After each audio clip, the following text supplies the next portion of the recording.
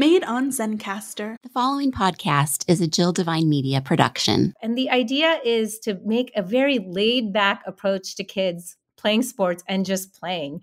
Right now, we're in this culture of everything structured, everything organized. And what's happening is that there's a lot of kids being left out of play. Either parents can't afford it due to the cost of organized sports or due to the time involved. You know, you have to commit to 12 weeks, practice 2 times a week plus games. It's too much, especially when you start getting into multiple kids. Evoke Creative is a proud sponsor of 2 Kids and a Career. They help small business owners like me brand with purpose and market with intent. The ladies at Evoke Creative will help make your digital presence known. Learn more at evokecco.com. That's evokecco.com. Hi there and welcome to 2 Kids and a Career. I'm Jill Devine. As an entrepreneur, wife, and mama, the daily grind of trying to build a business while taking care of kids and trying to maintain a healthy connection with my hubby, it's a lot.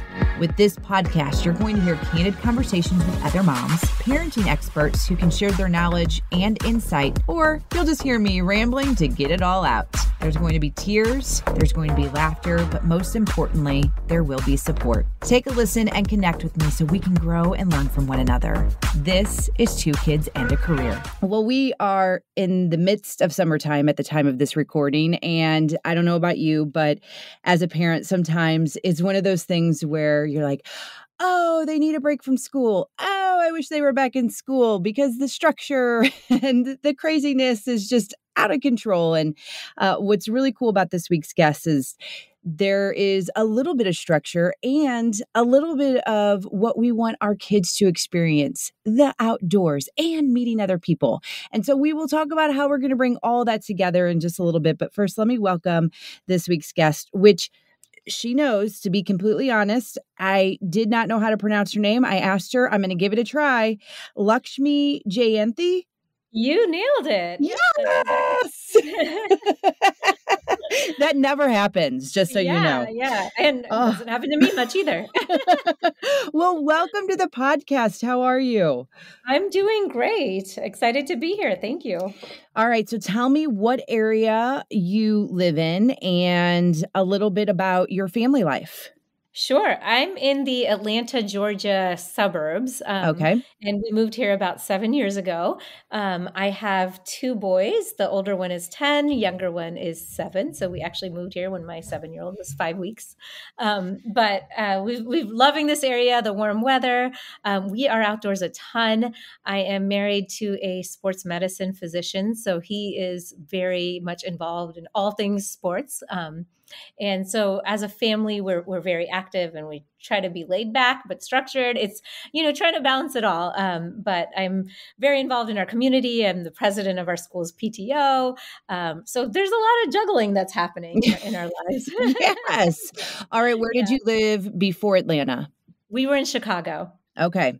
Yeah. So being a mom to 2 boys, I cannot relate because I have 2 girls. We have a 6 and a 4-year-old, but my sister has the 2 boys. And I just think it's so fun because obviously people have different stereotypes of boys and girls. And I remember when my mom, because it's just my sister and me, I think that she had said, I'm trying to remember how she worded this, but that boys on the baby level were easier than the girls, like my sister and me.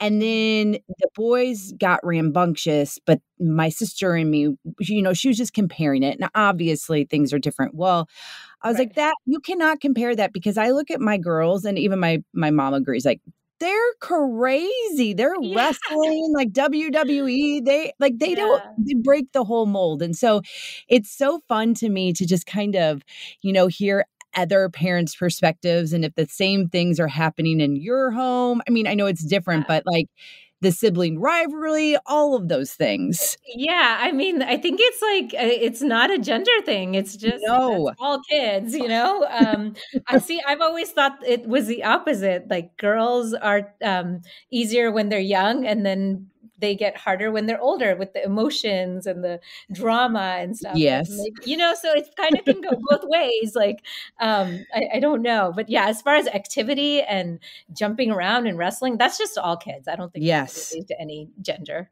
They just got to get it out. They're like, yes, I just, all right. Well, I really wanted to talk to you because of this business that you have. And we can laugh and joke around about all kinds of things, but when it comes to screen time and just the presence of that, it's alarming. And maybe I am a hypocrite. I do use it. There are times where, mama's got to get some stuff done and I'm like, watch a movie or, there's limitations and everybody has their own rules, their own things. But I'm bringing this up because you're doing it. You're trying to make sure people know, like, the outdoors, that's where it's at. It's where it was at when I was a kid, and it's still there. So talk to me about what you created. Sure. So what I have built is, and I have a team of people, it's not just me, but we built a mobile app that gets kids outside to play pickup games in their neighborhood. So it's kind of like the old fashioned way of let's just get the kids outside playing and making social connections, but with a technology twist. So we use the app just like a dating app. You can find other families with kids in the area. You create your own pod, you create your own little teams of anywhere from and this is small groups, like 4 to 6 kids, get them regularly playing outside. You can compete against other neighborhoods. So our neighborhood will compete against another one close by, and it's all facilitated through the app. And the idea is to make a very laid back approach to kids playing sports and just playing. Right now, we're in this culture of everything structured, everything organized. And what's happening is that there's a lot of kids being left out of play. Either parents can't afford it due to the cost of organized sports or due to the time involved. You have to commit to 12 weeks, practice 2 times a week plus games. It's too much, especially when you start getting into multiple kids. Yeah. So how can you make it laid back where you can have your 7-year-old playing with his 10-year-old brother on the same team, not because there's no age restrictions. It's just, let's just get kids outside to play. So that's the general idea behind it. When it comes to screen time, the app, basically it's just a facilitator. So it's not meant for kids to be scrolling on there. What we want to do is use screen time in a positive way to help those kids make those in-person connections. So you meet online, but then you meet actually in real life, in person. So that's what we're building. Well, there's so many things that I wrote down that I want to address. But first of all, with the screen time, like, did you do a bunch of research on, the statistics of how it impacts kids, like being outside, also being inside with the screen time? Does that make sense? Yeah. There is, and that this data is evolving as we speak. I think the Surgeon General just came out with new information and new guidelines. The impact of screen time, and it's happening much, much younger ages. It depends how screen time is used. It's not like all screen time is bad. If screen time is used in a positive way, that's great. But if it's turning into that dopamine hit where anytime a kid is bored or has a second, they reach for that iPad, then you got to start realizing, okay, is this something that's becoming an addictive quality? If they're definitely wanting to choose screen time over actually playing outside, you have to start looking at that. And so it's a really, we're all, as parents, this is all new territory for all of us since it's a growing problem. So we're learning as we go. But we all can agree and we all know that ultimately for kids, especially in-person connections, it really need to start happening at a very young age. Kids need to start learning how to socialize. I've met so many adults who meet teenagers, and teenagers don't know how to talk to adults because they're just so used to looking at their phone. So how do you make it more normal for kids at a younger age to start, to just know how to make conversation and how to make friends. It's something that seems so natural for us, 30 years ago, but it's starting to become unnatural to meet in person. So we want to take that screen time and make it positive. I'm going to hit pause on this week's conversation to talk to you about Evoke Creative, one of the sponsors of the podcast. And I like one of the very first things that they have on their website. It's evokecco.com. But the first sentence is, feeling overwhelmed with your marketing?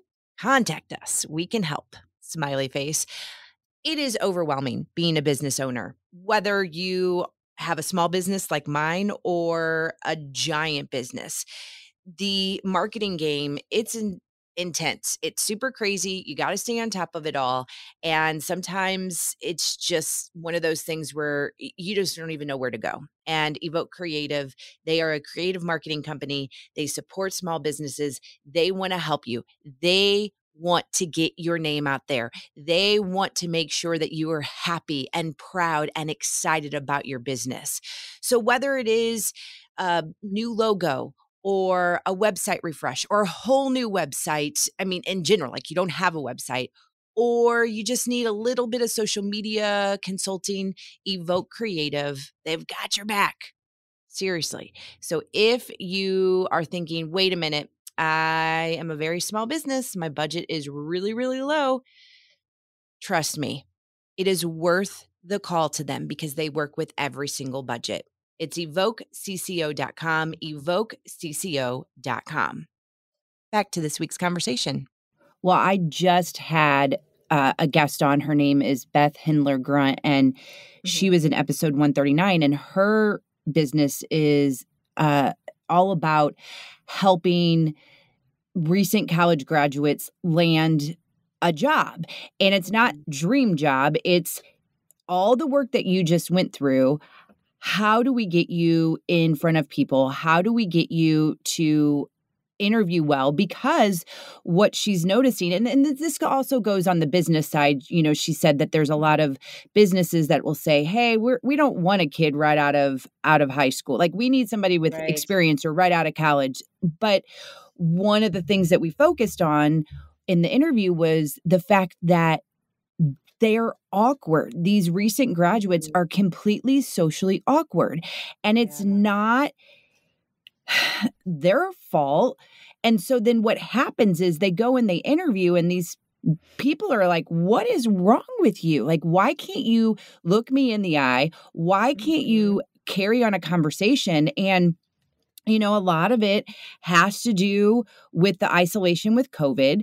A lot of it is obviously because of screen time. And so it's like, wow, that really opened my eyes to the fact that we have so much work to do to now coach our kids. Like a lot of people will say, oh, that's just an excuse. And it's like, no, it's not an excuse. When you are a generation that has been forced into isolation, or you're only using, like that's your only connection as a screen, and then you go and meet someone, I mean, of course you're going to be awkward. So there's like, what do we do? And so starting young and keeping that going, that's huge. That's exactly like one of the first things I wrote down was being involved in your neighborhood and meeting others. Like that's the thing, is we're not doing that. And we're guilty about it as, just as many other people. Like we've stuck to our homes, just general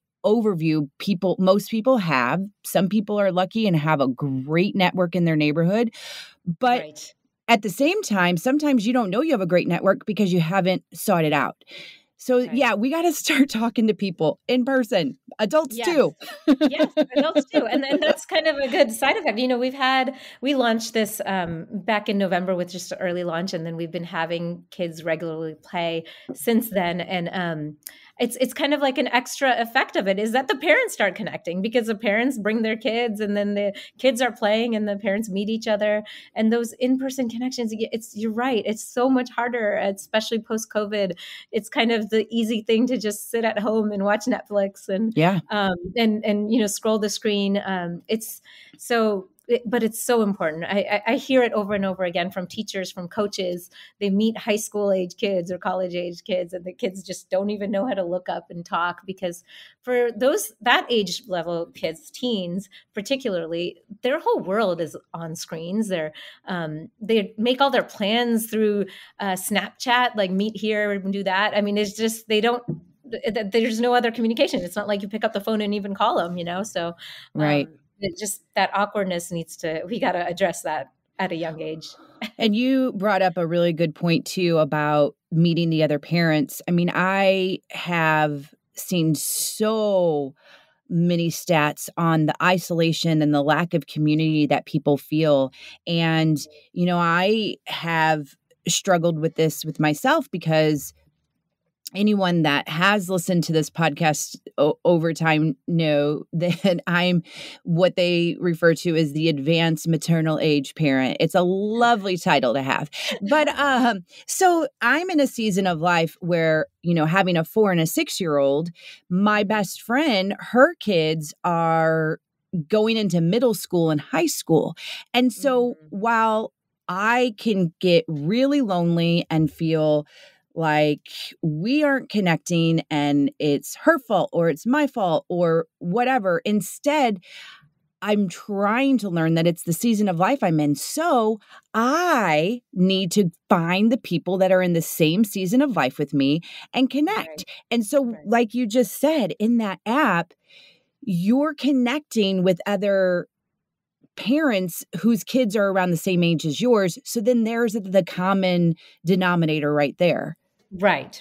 And as the kids connect, the parents will naturally connect. Hopefully, you hope your kids end up choosing other kids with parents who you connect with. But just having that community of multiple families meeting, multiple kids playing, it's just a natural thing to happen, is that you just connect. And especially, not just in the stage of life, but people who move to new cities. How do you meet new families? And then you meet all these people who've lived in that city forever. And how do you join their group?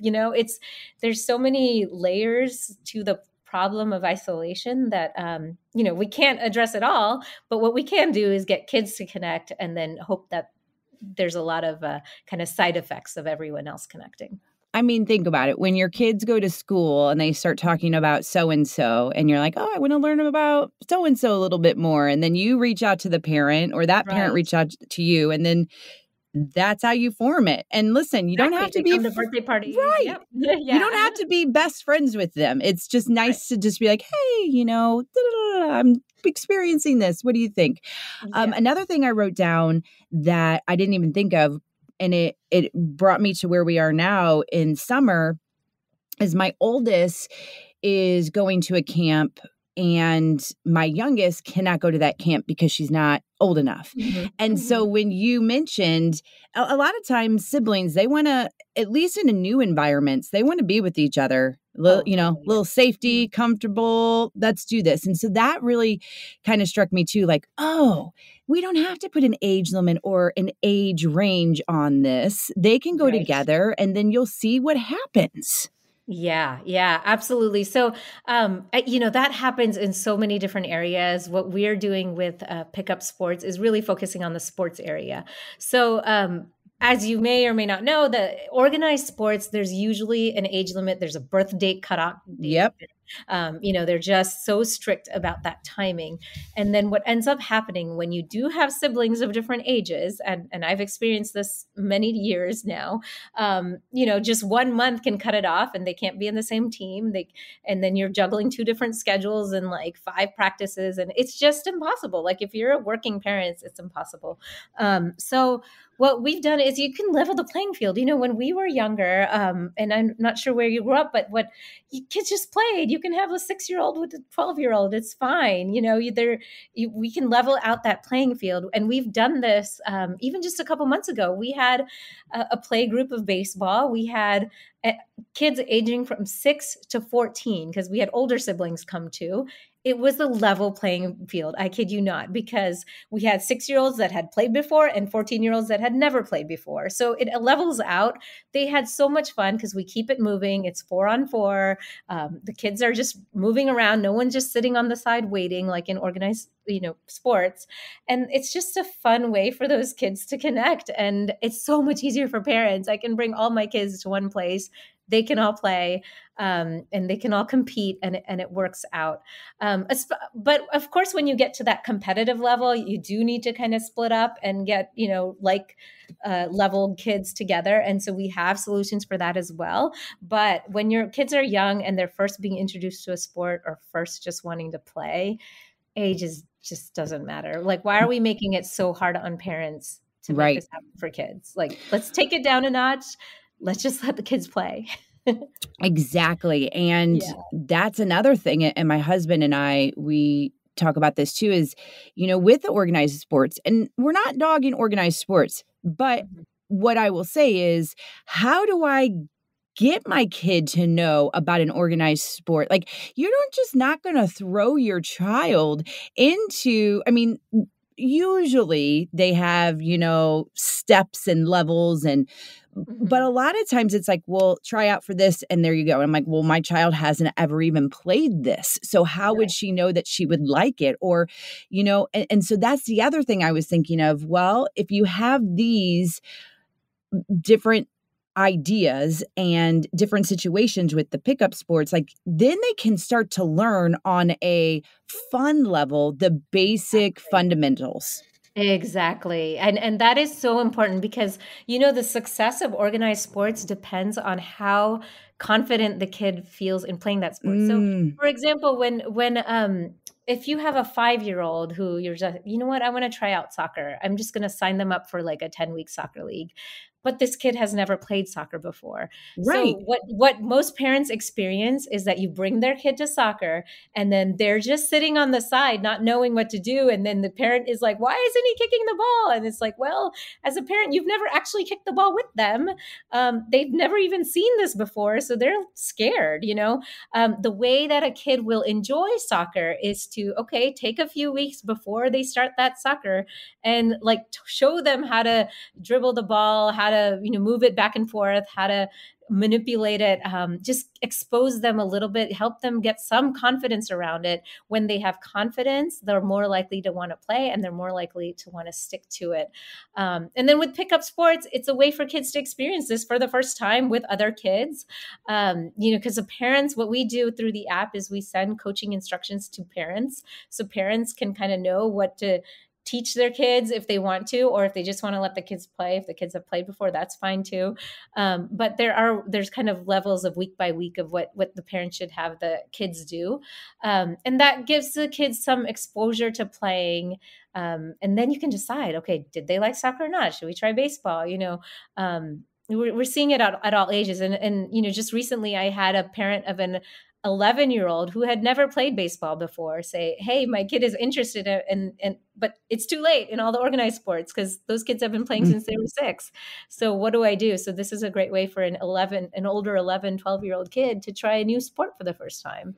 So don't you hate that though? The fact that now 11 years old is too late. Too late. Yeah. And it shouldn't be. You look at professional players and many of them did not specialize or play a sport until they were much older. They played different things before that. So, this 11-year-old is a great basketball player and has been doing that, but had never tried baseball. So he's probably a great athlete, but has just not played baseball. So should we cut him out? Probably not, Right.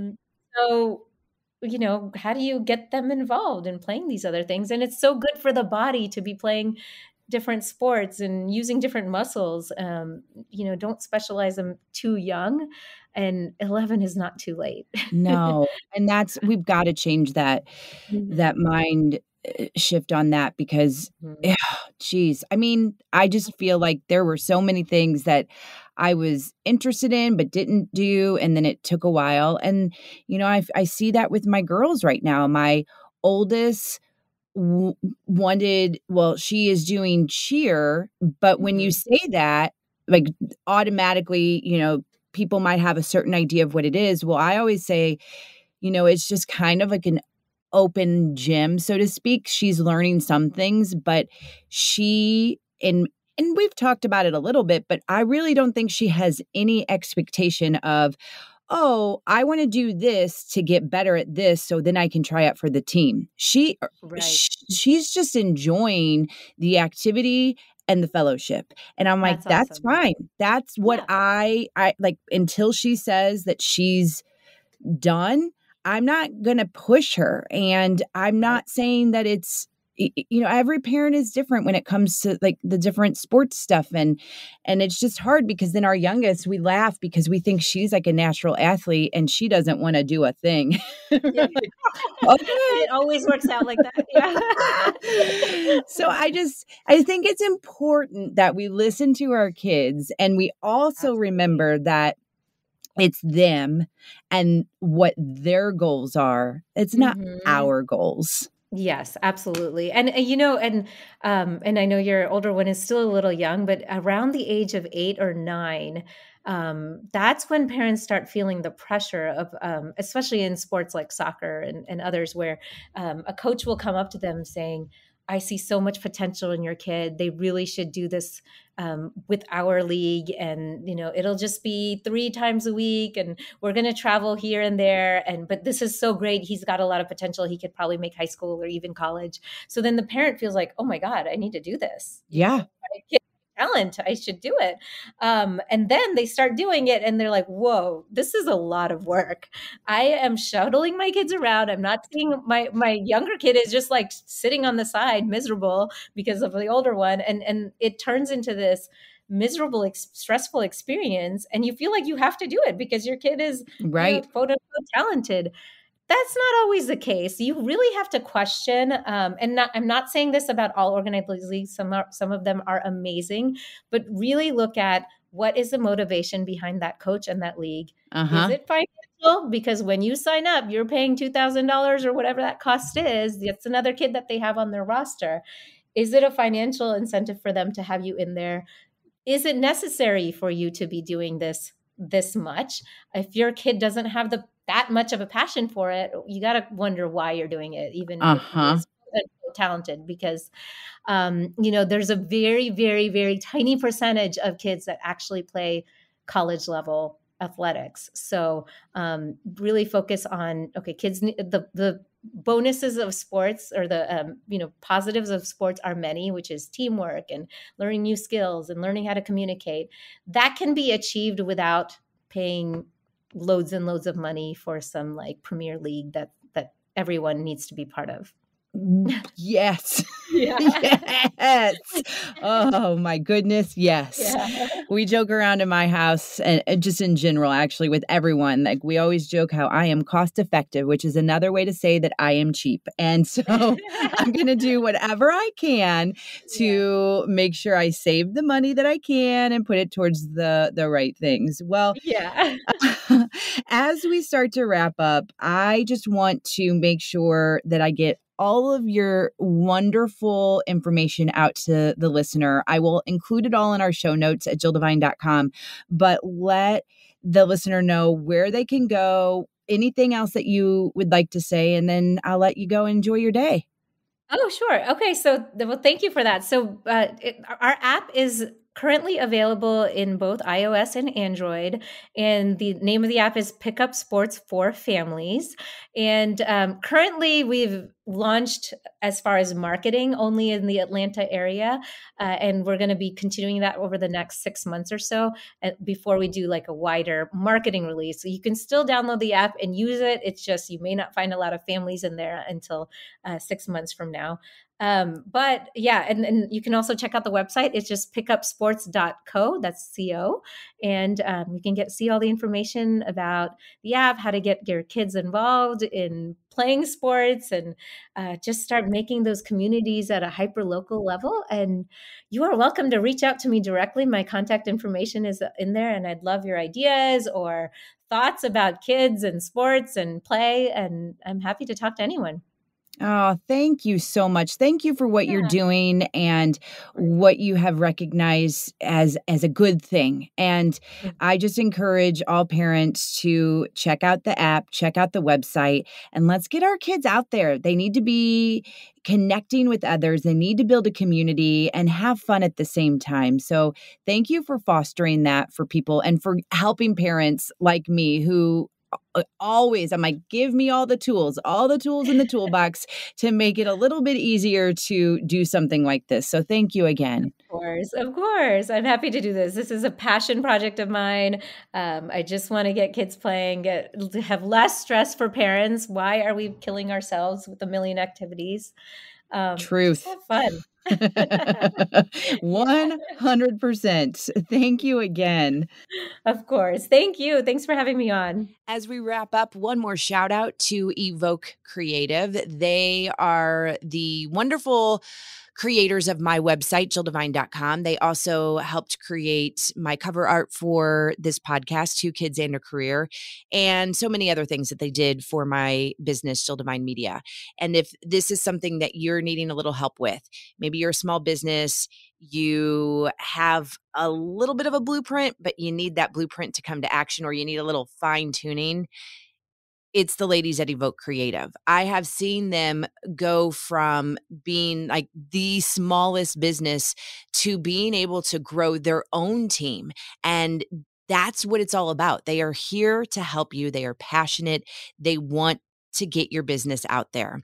And, it doesn't hurt to pick up the phone and give them a call for a consultation. And they will tell you, they'll be upfront and honest. They're not going to try to sell you on something that they can't do or if you can't afford. So, I just encourage you to check them out. It's evokecco.com. And like I mentioned, they're the ones that did my website. You can check that out, jilldevine.com. You can kind of see what you would be working with. And I just am so thankful for them and for what they have done for me.